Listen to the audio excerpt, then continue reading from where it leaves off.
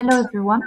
Thank you for being here. April session, we are very happy to listen to Leo Maillet on one of his PhD dissertation chapter discussing Uyghur bread making. Leo holds a PhD in Chinese Studies and Political Science from the University of Geneva and the EHESS, the School for Advanced Studies in the Social Sciences in Paris. His dissertation was both directed in Geneva by Laure Chang and in Paris by Stéphane Dudouigny. In his dissertation, he combines historical and anthropological sources to approach food and foodways in colonial context through a one-year multi-sited fieldwork in China, in Turkey, and in Europe. Today we will listen to Leo's presentation on his first chapter, if I'm not mistaken, or one of his chapter at least, but I think it's the first. Um, so roughly 45 minutes, and then we will open the floor for questions and the discussion. So that's it for me for now, and I think we will listen to the most important. So Leo, the floor is yours. Yeah, please, we will be very happy to hear more. We don't listen to you. You cut your microphone.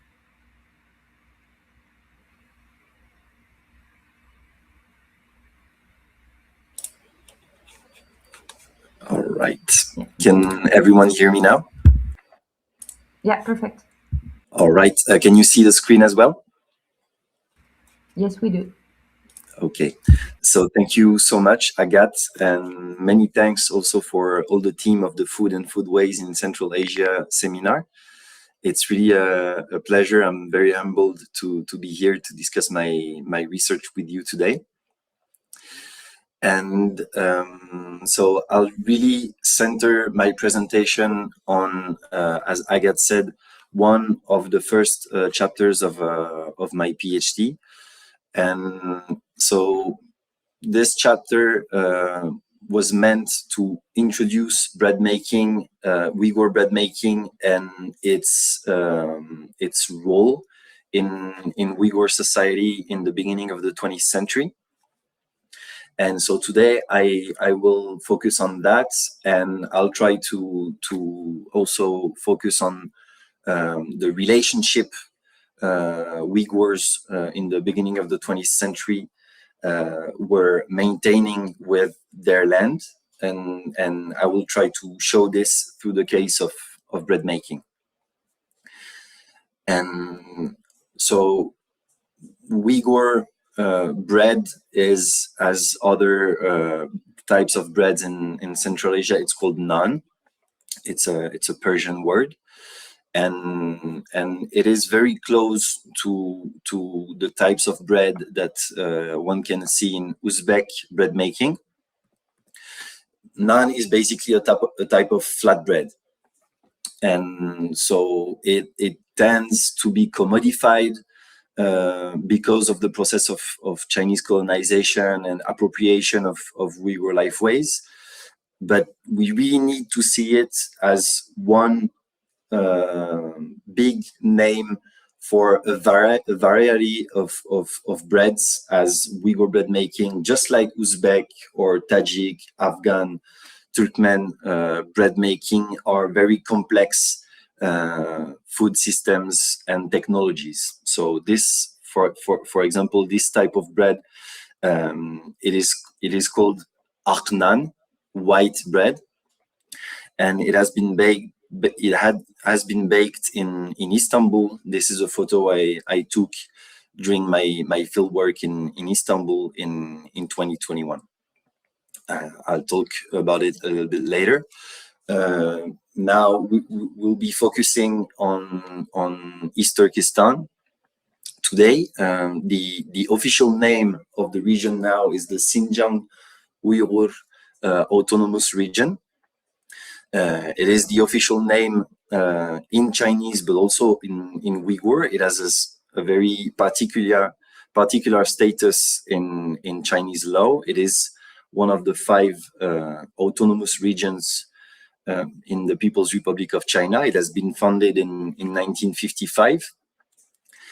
But it is known as East Turkistan or Sharqi Turkistan in Uyghur by many Uyghurs, both in the diaspora and in East Turkestan. This name originates in 2 independent states which have been founded in the 1930s and 1940s in the region, which were called the East Turkestan Republic or the Islamic Republic of East Turkestan for the first state, which was founded in 1933. And the second was called the Republic of East Turkestan, and it was founded in 1944 and lasted for 5 years.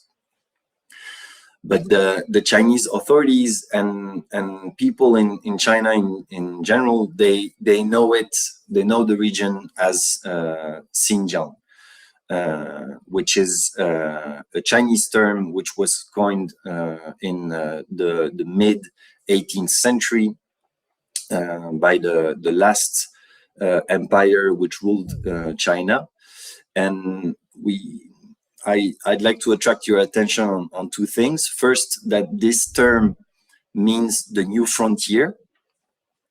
And second, that it was coined by an empire which was led by Manchu and not by Chinese people. We regularly, most of people and even scholars call this empire China, but China is a modern invention. This empire was called the Qing Empire, and it was led by a non-Chinese people, the Manchu. And so I use 2 different terms to name this country, to name this region. I use East Turkestan as it is a term that appears in many sources, and a term that was used by the people with whom I worked and conducted my fieldwork in Istanbul. They call their homeland East Turkestan.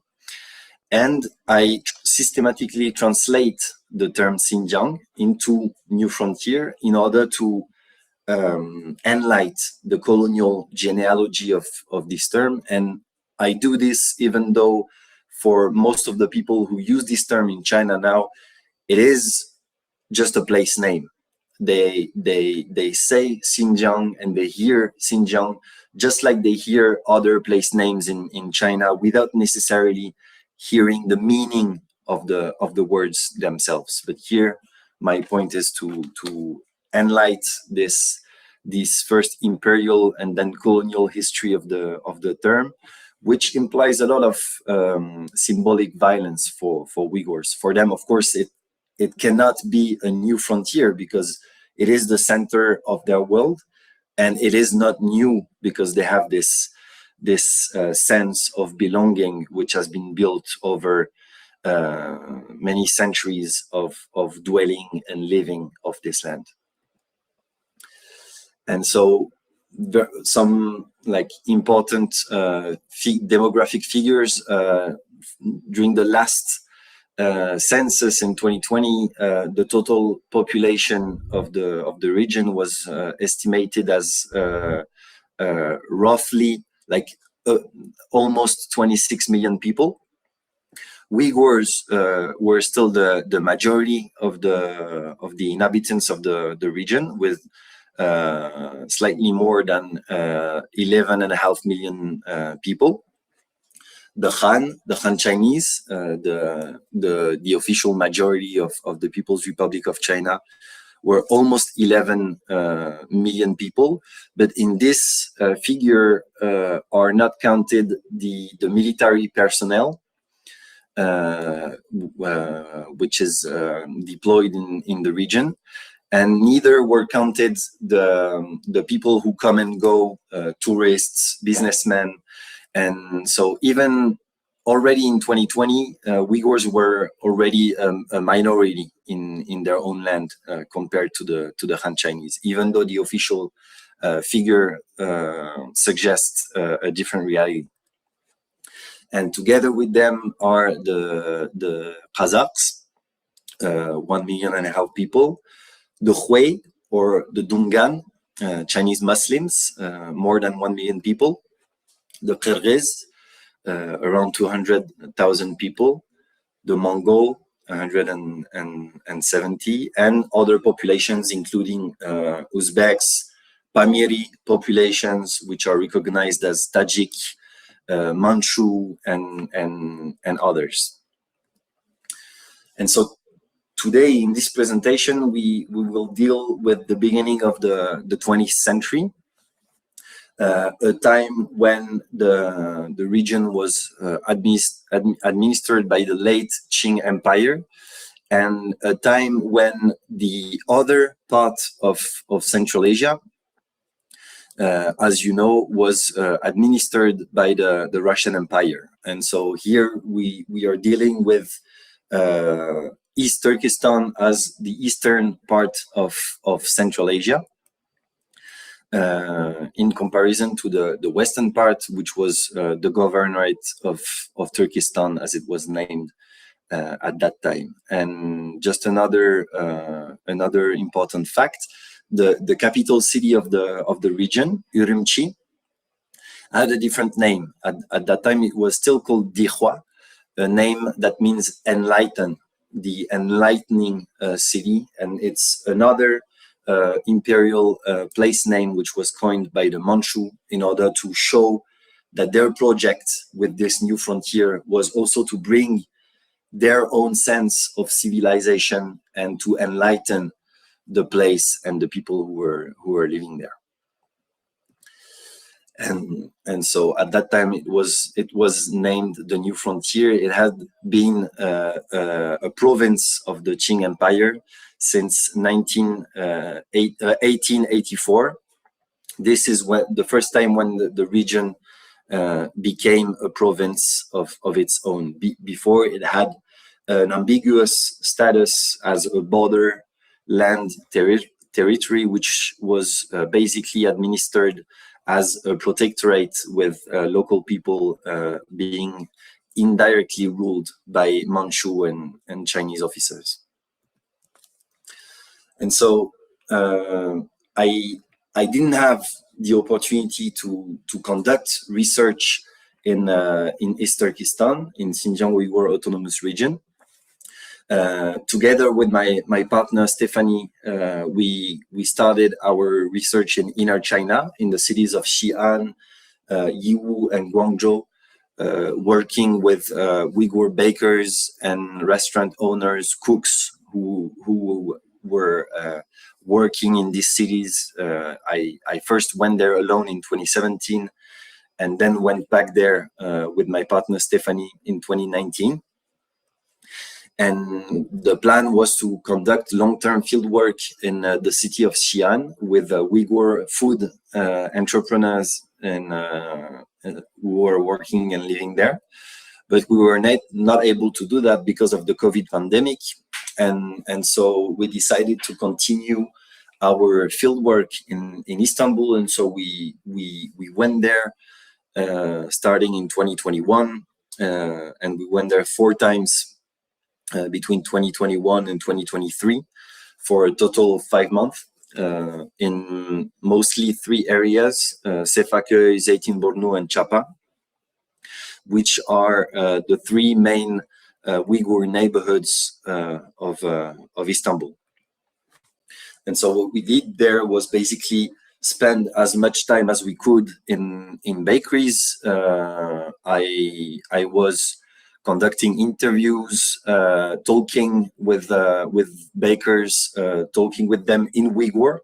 I had started to learn Uyghur language for 6 years already when we started this conducting this field work, and I took private class for the first 3 months in order to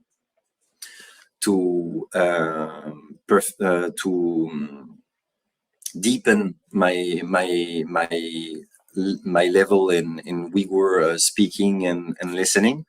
And my partner Stephanie, who is not a researcher, she's a translator, but she does not work with Uyghur. She doesn't know Uyghur.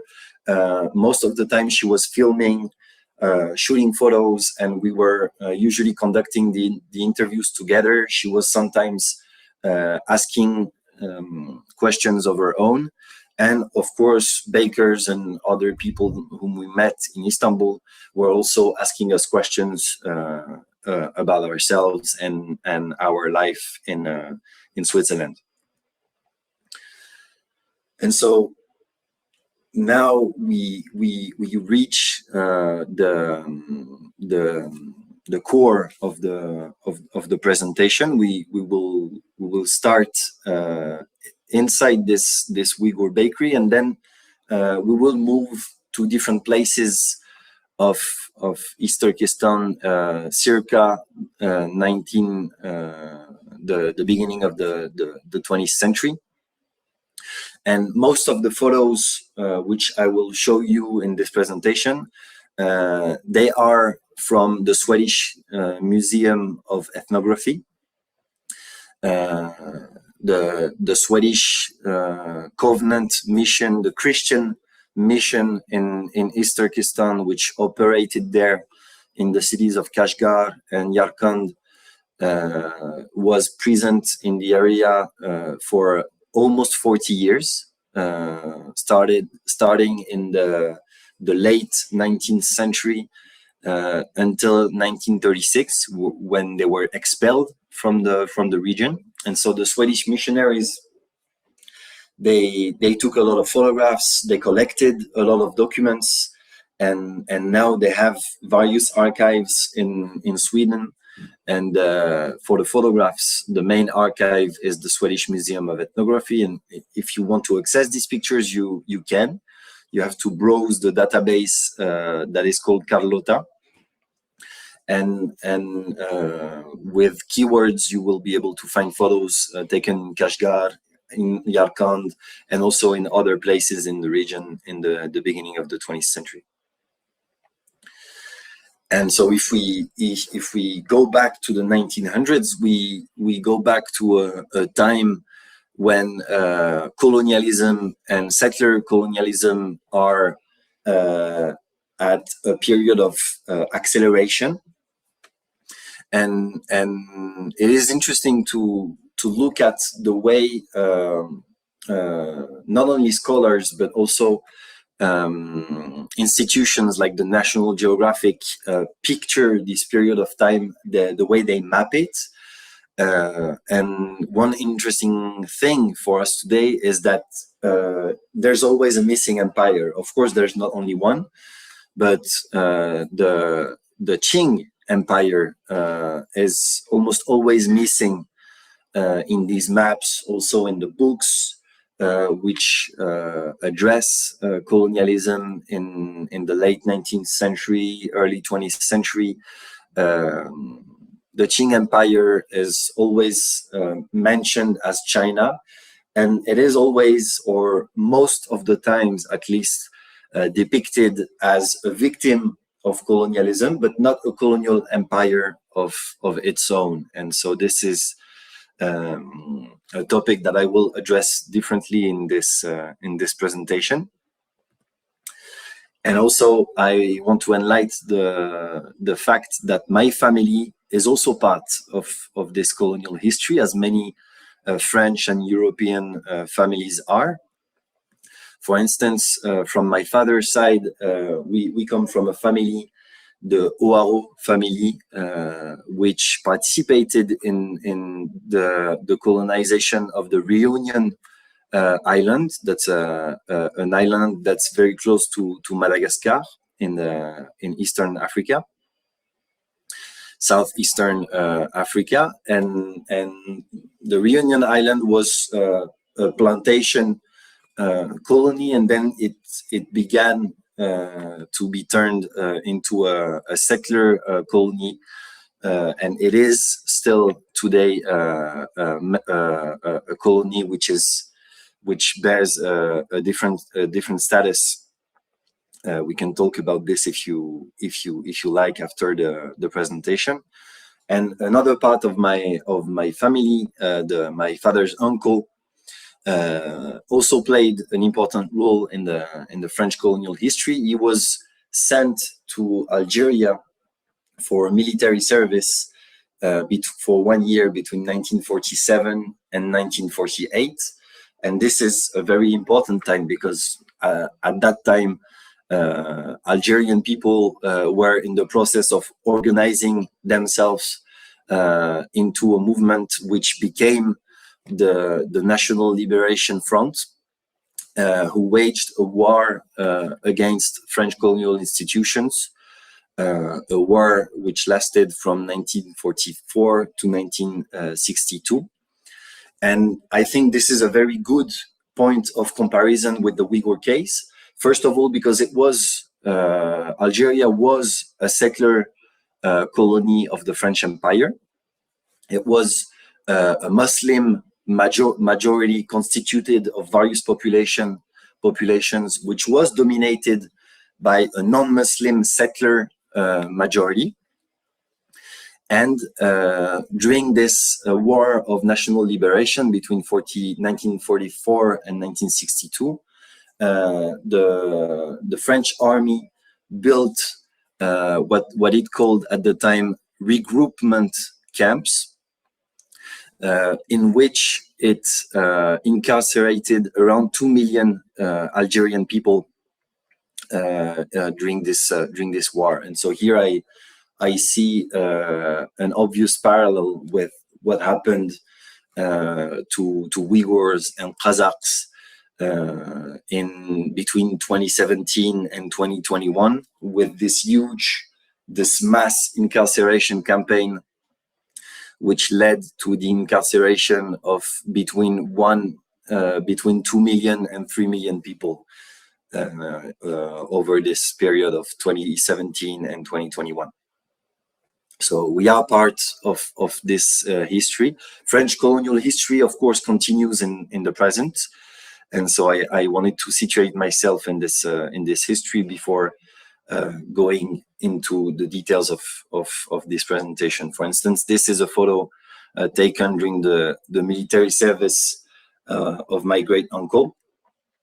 And on the picture, you can see that there are not only French soldiers, but also Algerian soldiers on the pictures. And this is another common feature of French and Chinese settler colonialism in Algeria and East Turkistan. These colonial authorities, they relied on local people for military service, cooptation, and this is one of the many parallels which we can draw between the two situations.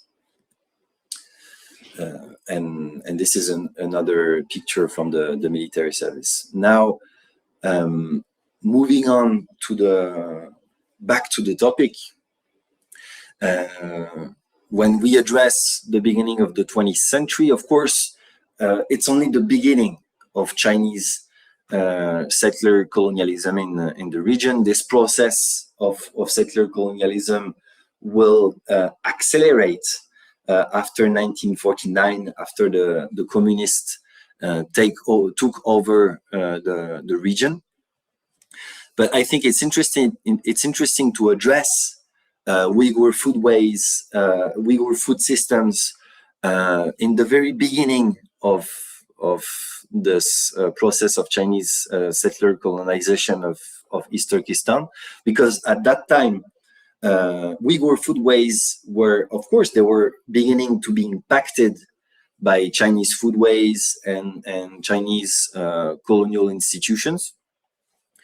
But for most of them, they were still very independent, and the relationship Uyghurs were maintaining with their homeland was still very similar as the way it was in the centuries before the start of colonization. And something that helps researching this period, comparing to, for instance, the 17th, 16th, 15th centuries, when Uyghurs were independent, are the sources. There are many archival sources for the beginning of the 20th century. Also thanks to the Swedish mission in East Turkestan. This is also a paradox of European and Chinese colonial encounters in the region. Europeans were in some ways contributing in the colonial endeavor in the region, and at the same time they collected some documents which they helped to protect and safeguard in Europe, even though for almost all of them it was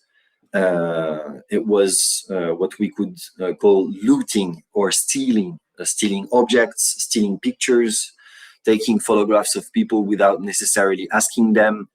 And so part of the presentation here is also about using these pictures in order to address this specific relationship which Uyghurs were maintaining with their land. And so I'll start with this proverb in Uyghur language. Bashta su bolsa, ayaghta nan bolidu. If there is water in the beginning, there will be bread in the end. Because I think this relationship between bread and water enables us to really go to the very basis of this relationship with land and the practices of subsistence which Uyghurs have been maintaining in this very specific ecosystem. So when we talk about the Uyghur homeland, about East Turkestan, before the mid 20th century, we actually talk about the southern half of the new frontier, and this area has a very specific geographical landscape. It is surrounded by very high mountains, which prevented from receiving water, like heavy rainfalls, which come from the south. In the south of this mountain range, so in the south of Khotan, are the Himalayas, and so the heavy rainfall which affect India and Pakistan, for instance, they do not reach the region because of this mountain range.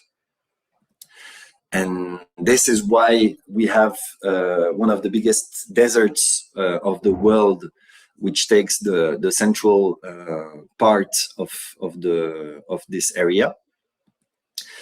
And the water then mostly comes from the rivers. We have 6 main rivers in this region, and these rivers they merge, and they become the Tarim River.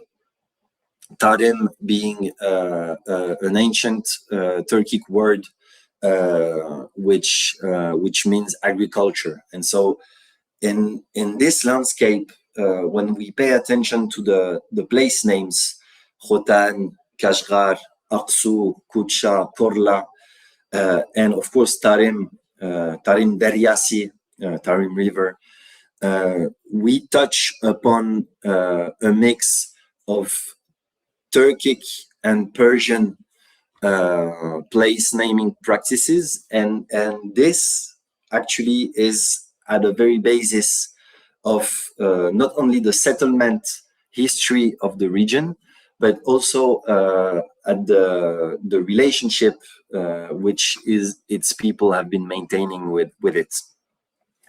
And so these rivers, they form. There's also the Ili River, in the north, close to the city of Volja.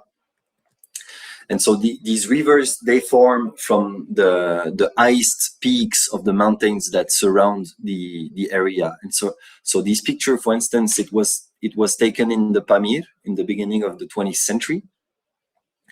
And so from these high these ice-coated peaks of the Pamir and the other mountain range that surround the area, come the water which falls down every spring from the mountains to the valleys, and these rivers, they form the oasis in which Uyghurs and their ancestors have been dwelling and structuring, maintaining a sedentary life. And so if we stop on this picture, for instance, we have here one of the very fundamental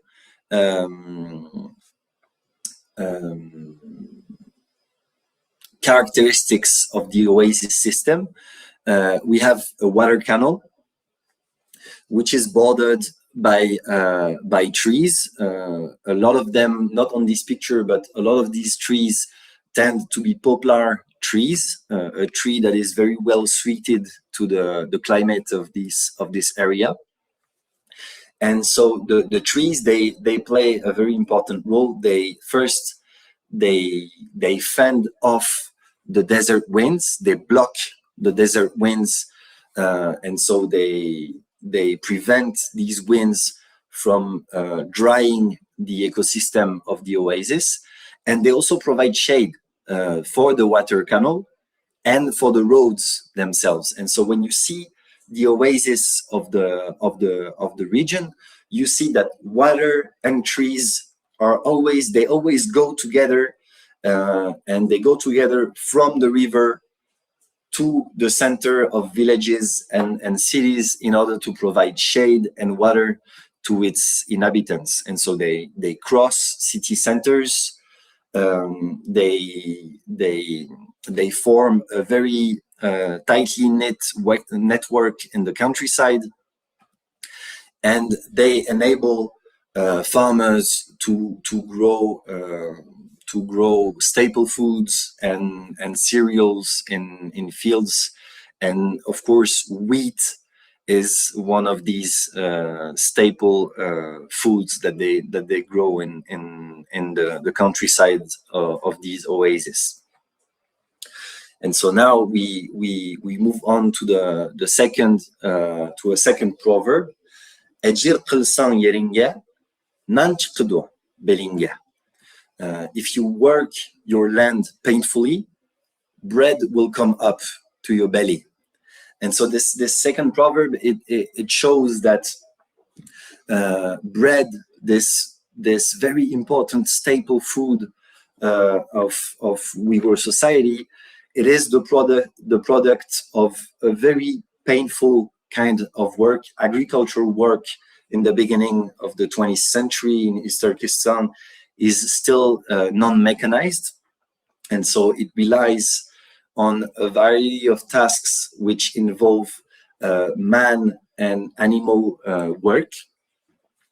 Uyghur children, like in every rural society of this time, participate in working in the fields. And these tasks are the only way that enable Uyghurs to sustain themselves in this environment. And of course, we can see it as very painful work and non-mechanized work, but some of these tasks were actually they were conducted, they were done through technological settings, which were also very suited for this very specific geography. For instance, this is a water mill in the region of Khotan, which was built in 1905. This is a recent picture of the inside of this water mill, and as you can see, the milling stones, they are numerous, and they are powered through water canals. And so Uyghurs in this oasis landscape where water comes from the rivers to the cities through canals, they had this system of water mills which enabled them to grind wheat and turn it into flour, which was then used in order to bake bread. And so when we reach this step of bread making, we talk about a technology which was maintained and developed by women in almost every Uyghur family. Women, they played a very important role in these practices of subsistence. In my PhD, I relied a lot on the work of Geneviève Pruvot and her appropriation of ecofeminist theories, which enlight this structuring, this central role played by women in rural societies, and especially when it comes to producing food and to transforming agricultural products into food. And this is also the case, I argue, for Uyghur society. Local sources from the time also mention the central role played by women in baking bread. And this type of bread that they made, it was baked and also in a specific type of oven.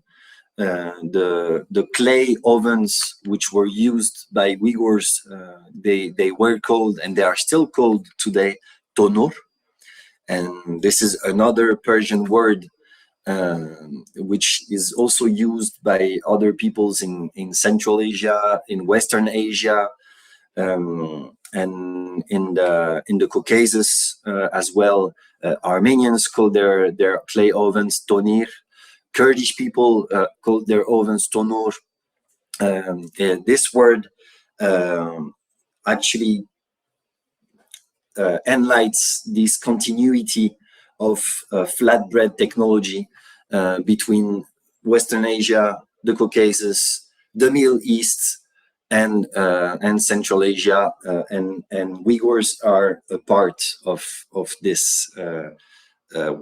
We could say this breadscape, this food landscape. And so these ovens, as you can see on the picture here, they are made of earth. They are made of a special kind of salty earth, which Uyghur find in the surroundings of their oasis. And this earth is also used to build stoves. A lot of the Uyghur cooking practices, they are embedded in this earth-based architecture and urban structure. And another characteristic of this bread making technology is the stamps they use to give its shape to the bread. They are called çekkuç in Uyghur, and again you find these stamps in other parts of Central Asia. The Tajiks, the Uzbeks, the Turkmens use these stamps to give its flat shape to naan. This is also another element of Central Asian flatbread technology. You can see the stamp, for instance, on the lower part of these pictures. These bakers, they are baking bread in Kashgar, and you cannot see the oven because they are sitting on it. And so if we talk about these ovens, we talk about a specific type of urban form, which is also addressed in this proverb. It goes like this: Katkan bolsumu nenan bolsun, sokkan bolsumu nenan. You need bread even if it's dried. You need a wall even if it's round. And so here I translated sokan as rammed for rammed earth wall. This is a type of wall made of crude earth that you can see on the picture.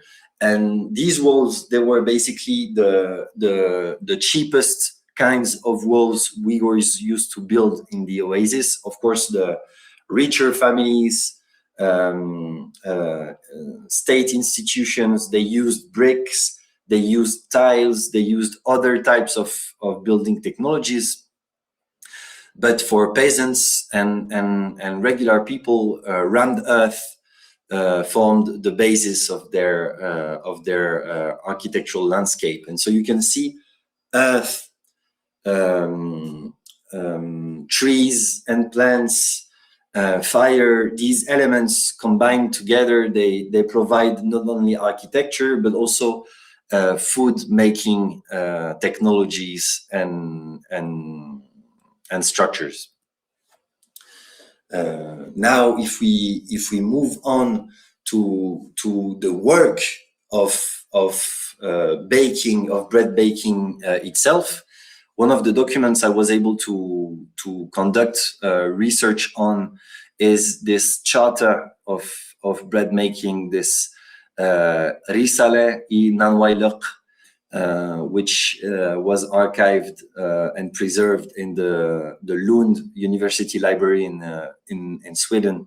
And so if you want to address this topic in the discussion, I'll be happy to discuss it into more details. What I want to tell you now is that this charter of bread making, it was circulating in the region in the 18th, 19th, and 20th centuries. It was forbidden afterwards during the Mao era, and it was not really about the technicalities of making bread. It was mostly about the moral background of bread making. And here, when using this concept of moral background, I refer to the work of a scholar which has worked extensively on this charters of craftsmanship, Janine Dayeli, who published a lot of papers on this issue of charter writing and charter reading. And so just like in Uzbekistan or in Tajikistan or other parts of sedentary Central Asia, Uyghurs were also participating in this manuscript technology, and through this technology they were maintaining the production and circulation of Islamic moral values and narratives concerning the genealogies of their crafts.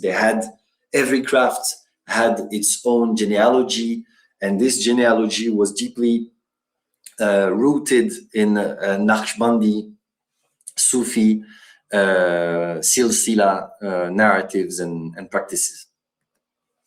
And so this particular relationship between bread making and Islam, it is also addressed by different proverbs. This one, for instance, it's very popular amongst Uyghurs. It goes like this: Nan iman, nan yoqi yaman. Bread is faith. It is bad not to have it, and it really expresses this understanding that Din, religion, Islamic religion, it's not only a system of beliefs. It's also a way of living. It's a way of understanding the world. It's a way of organizing practices. For instance, you can see here this mausoleum, this mazar. It's one of the biggest mazars of the region. It's called the mausoleum of Apak Hoja, one of the most famous Sufi figures of Uyghur history. And so these mazars, these mausoleums, they form one of the main features of Uyghurs' sacred geography and sacred relationship with the land. And this relationship, it is embedded in foodways as well. For instance, this proverb says, Ash peygamber, non evliya. The meal is a prophet and bread is a saint. And so you can see that these Islamic concepts, these Sufi concepts, for instance, evliya, the saint, the one who is closest to God, they are used by Uyghurs in their oral traditions to metaphorically describe their own foodways and stress the importance of bread, for instance, in their food systems. Women, of course, also participate and play a key role in the practices of pilgrimage to these mausoleums and sacred sites. And of course, when we talk about these sacred places, these places of worships, for instance, mosques, we also talk about economics, right? As in other Islamic lands, the bazaar used to be organized around mosques, and the Friday prayer, Jummah, had to be performed in the biggest mosque of one's locality. And so here on this picture, you see the AYAGTA mosque of Kashgar in the beginning of the 20th century. And the picture was shot during a bazaar day. And you can see on the picture that people are trading. They are trading fur caps, for instance, just in front of the mosque. And of course, bread makers and bread sellers, they were a part of this economic landscape as well. They were really public figures, and they participated in the social life of the bazaar. And naan actually was one of the most eaten staple foods on the bazaar, sold to the people coming from outside who were coming to perform their prayer in the mosque, do some trading in the bazaar, and of course these people, they were interacting with the bakers as well as other sellers in this landscape. Outside the bazaar, naan was also being sold, and it was being sold in the street, in front of people's homes, and women also played a role in this activity. In local sources, usually men written sources, they stress the fact that women were working at home and performing home and domestic tasks and duties, while men, they were working outside, they were working in the fields, they were working on the bazaar. But when we pay attention to these photographs and to other sources, we see that women were actually doing both. They were working inside the home, they were working outside as well. And for instance, selling naan and yogurt, naan qatiq, was also a type of activity that they were performing in the public space. And I've shown you a lot of picture from mostly rural peasant members of Uyghur society, but naan, the different types of naan, they also enlight the fact that Uyghur society at that time also had its upper class. And the upper class, it was mainly eating one type of bread. It was eating akhnan, white bread, and white bread was really highly evaluated. For instance, this proverb says, "Akhnan yakhshi," Eet kuzudu nakshine. White bread is a nice thing. It makes people sing. And it is true that at that time singing was also a central part of Uyghur social life, and the upper class of Uyghur society, it was its members, they were participating in the maintenance of a centuries old musical tradition, elite musical tradition called muqam. And so we have to keep in mind that even though the Uyghurs were already subjected to colonization at that time, their society was a complex one. It had multiple strats and multiple classes, and the Uyghur upper class, it was also playing an important role in Uyghur social life. Now I'm slowly moving to the end of my presentation. The Uyghurs, they had this really oasis-based life, social life, and belonging narratives and practices, but they were also traveling, right? And caravan traditions, caravan technologies, and know-how was also a way for them to travel from one oasis to another, to one place to another. East Turkistan was really well connected and had been for many centuries to Western Central Asia, to the Middle East, and other places of the world through caravan trading. And again, naan was playing a central part in it because of its role as staple food, not only for oasis dwellers, but also for tradesmen as well.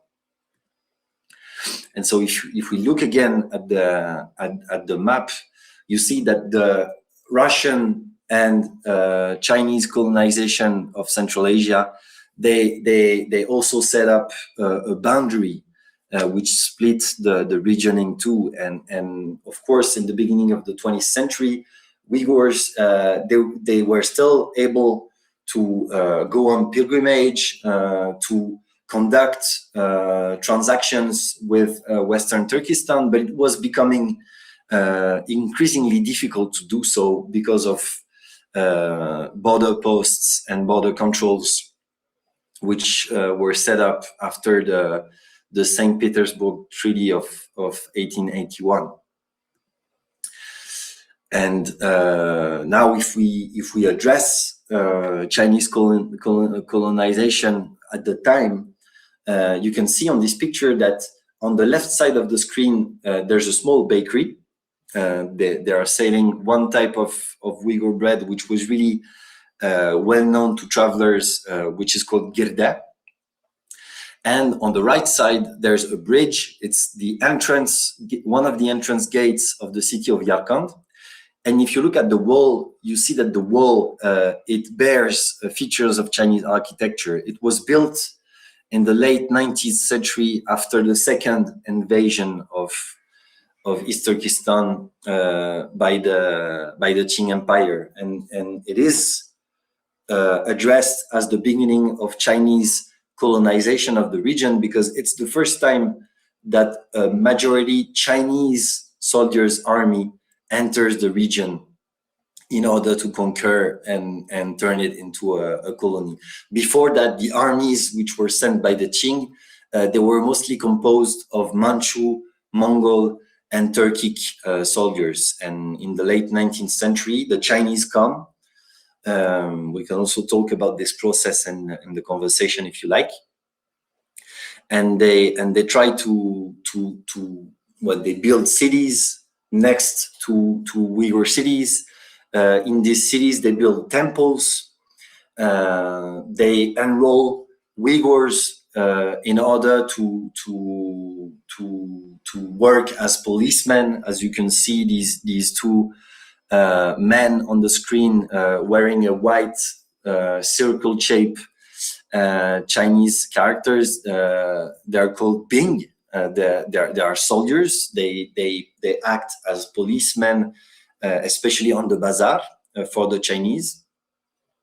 And they are the ones who are in charge of policing the population of East Turkestan, because at that time the Chinese are a minority in the region. There are between 60,000 and 100,000 Chinese for a population of roughly 3.5 to 4 million Uyghurs, and so they have to rely on Uyghur workforce for policing duties.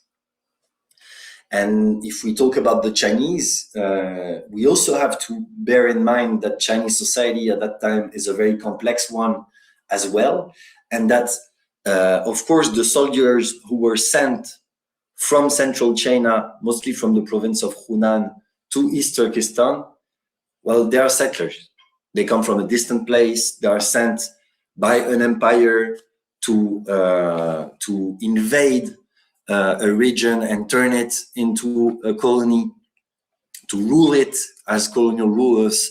But when they enter East Turkestan in the late 19th century, there are already Chinese there, and most of them actually are Muslim Chinese. At that time, and even today, they are called the Hui in Chinese. Uyghurs and other Central Asians, they call it Dungan. You can also find this word written as Tungan in Uyghur language.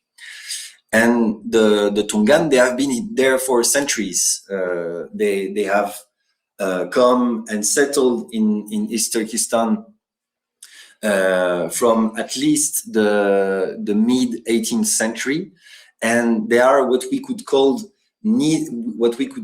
neither settlers nor colonized. They have this very ambiguous status of in-betweenness, because the Qing Empire, they used them as settlers, but they deported them to East Turkestan. And then during the Muslim revolts of the 1960s, they were the first one to revolt and rebel against the Qing. And they actually very, very quickly allied with Uyghurs in order to expel the Qing from their region and gain their independence from the Qing. And at that time, Uyghurs, they didn't name themselves Uyghurs. They named themselves as Muslims. They recognized themselves as Muslims, and the Chinese Muslims were also called Muslims. And so they had this very complex, sometimes contested, sometimes negotiated collective identity. And this is also enlightened by bread culture as well. The Hui, the Dungan, they also have a specific type of bread making culture. Here on this picture, you can see a Muslim Chinese selling gokuemo, some type of bread that is baked on a metal sheet. And so this is one of the features of Chinese bread making. And it's interesting because Chinese bread making is mostly a northwestern Chinese practice. It is mostly practiced by the Muslim Chinese.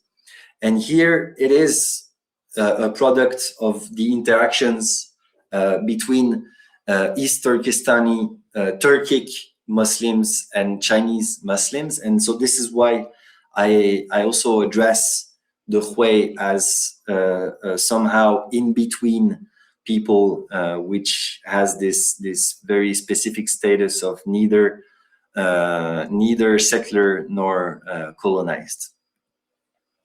And to finish, just a few slides. Sorry, I'm late, but I'll finish within a few minutes. In the beginning of the 20th century, the Chinese invaders, they also built schools in the region. And in these schools, they taught not only Chinese written and oral language to Uyghurs, they also taught Confucian values They taught the two in together to members of the Uyghur elite in order to turn them into interprets and translators to better administrate the local Uyghur population. And because of this colonial endeavor, because of these colonial rules and the violence that came with it, Uyghurs, they, just like other Central Asian people in the beginning of the 20th century, they started to organize themselves in different ways. They also started to think about their collective identity in different ways. And this is what led to the founding of the First Republic of East Turkestan in 1933. It was quickly brought down by the Chinese with the help of the Soviet Union. And bread also is part of this history, like it is a part of almost all of Uyghur history, and this proverb really addresses this issue, I think. It says, "Öz elandan neniniye, kiçe kündüz remeniye." Eat the bread of your own country, day and night for it you should worry. And in the testimonies which I collected stories of Uyghur soldiers' bread rations during these movements and struggles for independence. And a Uyghur historian, Abidjan Tursun, he told me that girde bread was the most common ration for Uyghur soldiers. Uyghur bakers, they were asked to bake bread, sometimes for free, for the National Liberation Army. And this is also a continuity between the two East Turkestan republics. It was also the case for the National Liberation Army, which was founded after the proclamation of the East Turkestan Republic in 1949. Of course, this independence movement came to an end. This is another story which we can also discuss, if you like, in the conversation, but which I will not be able to address in the presentation. But what I wanted to highlight with this story is that bread not only shows the specific aspects of Uyghur indigenous food systems and relationship with land in East Turkestan, it also shows that Uyghurs not only endured colonization, but also resisted against it. And bread was one of the many resources which they mobilized to resist against Chinese colonization. So I'll stop here. Sorry for being too long, and please feel free to comment or discuss the presentation in any way you see fit. Thank you so much.